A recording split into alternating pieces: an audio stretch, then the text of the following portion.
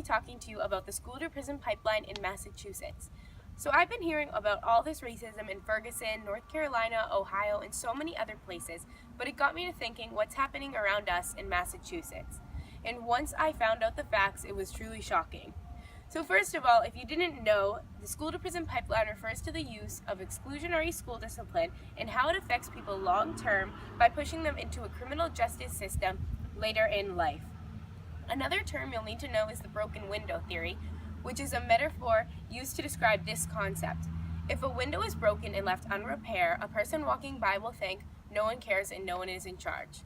Okay, so anyway, children who have been expelled or suspended from school once are more likely to be disciplined similarly again and are twice as likely to drop out than their peers. And students who are arrested at school are 3 times more likely to drop out than their peers.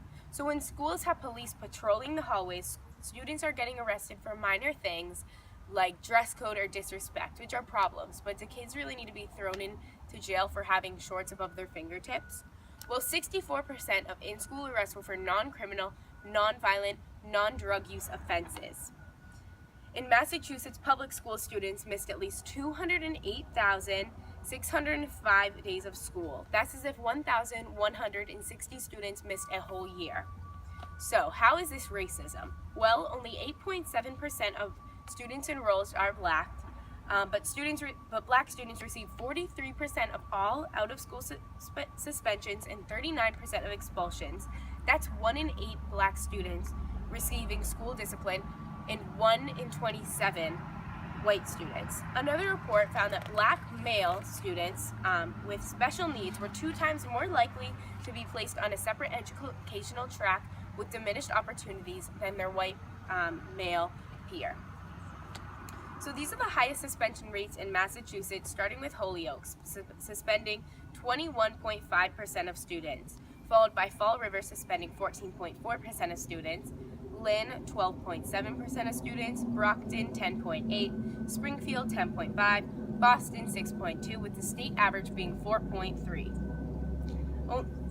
Black students are 4 more likely to be suspended in a Boston public school than their white peers, and after that there's a 1 in 3 chance a black man will end up behind bars at some point in his life. So only 7% of Massachusetts residents are black, but 28% of people behind bars are black. So how did this happen? Well, in 1994, the Gun-Free Schools Act was passed, and that made sure that anyone caught bringing in a weapon to school would be suspended for a year. So the out-of-school suspension rate has doubled since then, and even more for black and Hispanic students. Zero-tolerance policies have also been enforced, which have interpreted the word weapon very widely, expelling students from making a gun with their hands or chewing a gun shape from a Pop-Tart. So the zero-tolerance policies are often enforced because of the broken window theory, so they crack down on small offenses to make students feel safer and discourage more serious crimes. So, okay, my last point is about another overlooked part of racism, which is girls and women in schools.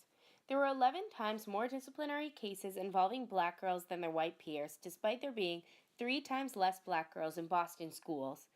Black girls made up 61% of all girls disciplined in Boston schools, while only being 28% of enrollment. White girls, on the other hand, who represent 15% of the school districts, made up only 5%.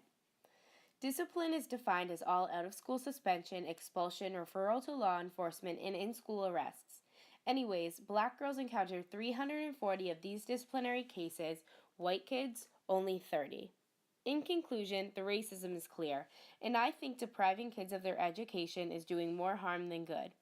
If people knew these statistics, more people would know the effects of this harsh discipline. And I think schools need to be less harsh on children, because arresting, suspending, expelling, etc.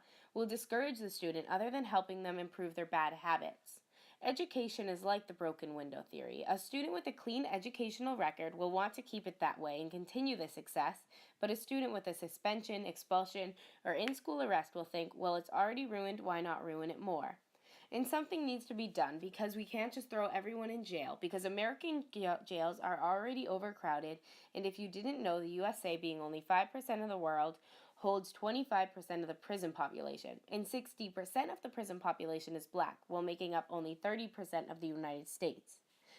Think about that. Anyways, this problem sprouts from early education and racism, and something needs to be done about it.